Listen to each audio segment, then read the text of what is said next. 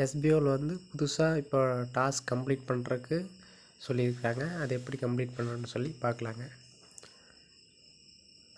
First வந்து உங்களோட ID login பண்ணிங்கன்னா இந்த மாதிரி ஓப்பன் ஆகுங்க பேஜு. அந்த பேஜில் வந்து ஃபஸ்ட்டு லாகின் பண்ணோன்னே இந்த மாதிரி வருங்க. இந்த மாதிரி வந்தோடனே அப்செட்டு 69,103 பேர் கொடுத்துருக்குறாங்க. ரிஜெக்ட் வந்து 2,052 பேர் கொடுத்துருக்குறாங்க இப்போ வரைக்கும்.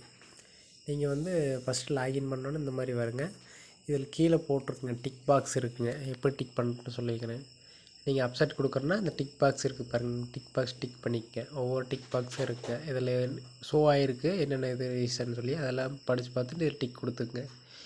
இதில் இருக்கிறது எல்லாமே படித்து பார்த்துட்டு இந்த மாதிரி டிக் கொடுத்தீங்கன்னா ஓகே ஆயிருங்க.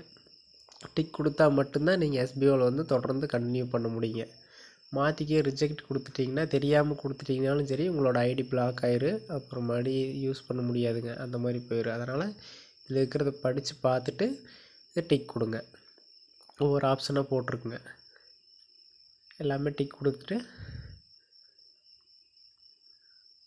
படித்து பார்த்துட்டு டிக் கொடுங்க. எல்லாமே டிக் கொடுத்ததுக்கப்புறம் கீழே வந்து லாஸ்ட்டாக கேட்குங்க.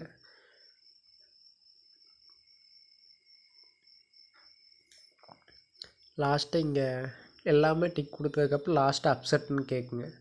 அது அப்செட் கொடுத்தீங்கன்னா உங்களுக்கு வந்து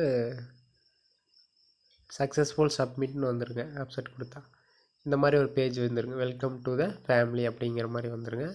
இது ஒரு ஸ்க்ரீன்ஷாட் எடுத்துக்கங்க. ஸ்க்ரீன்ஷாட் மாதிரி எடுத்துக்கூட வச்சுட்டு நீங்கள் குரூப்பில் ஷேர் பண்ணுறதுக்கு யூஸ் பண்ணிக்கலாங்க.